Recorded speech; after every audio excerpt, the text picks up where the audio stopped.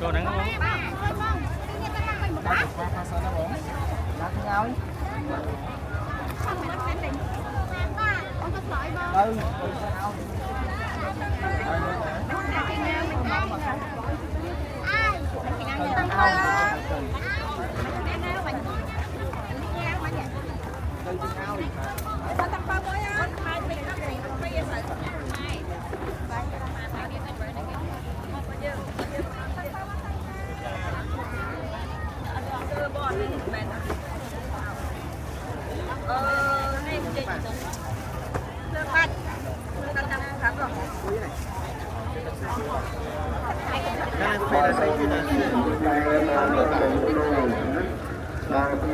lụa nuôi mà có hai bây giờ hai lụa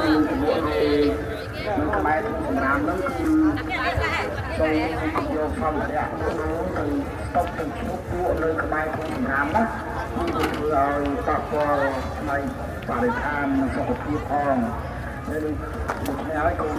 mình vô xong thì ăn bom bom bom này thì mình lụa nuôi có bay không làm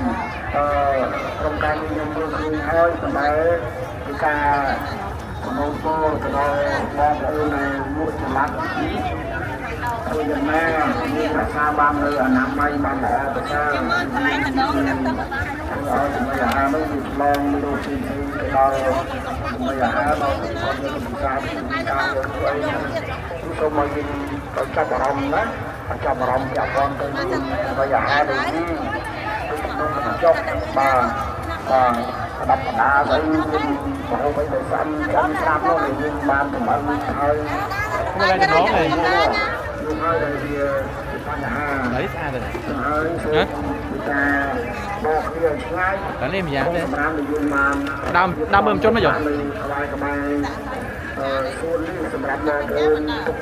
Cái giờ chết không?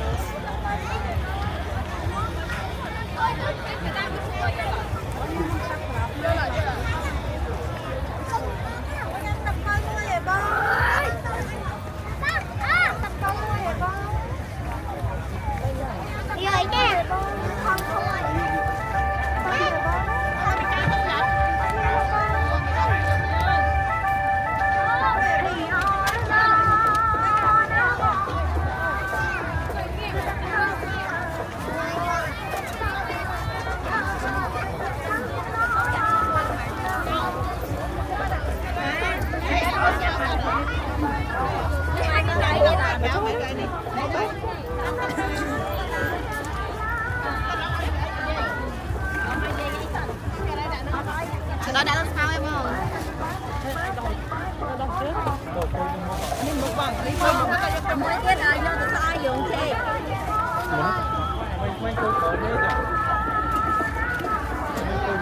យើងចាច់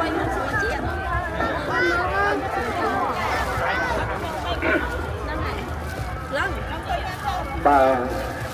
រដ្ឋបាលខណ្ឌសូមជម្រាបជូនសារជាថ្មីម្ដងទៀត យកស្លាគេបាក់ ពួកការលក់ដូរបាទការលក់ដូរគឺធ្វើយ៉ាងណាយើងត្រូវតែរក្សាឲ្យបាននៅអនាម័យបាទអនាម័យបានល្អ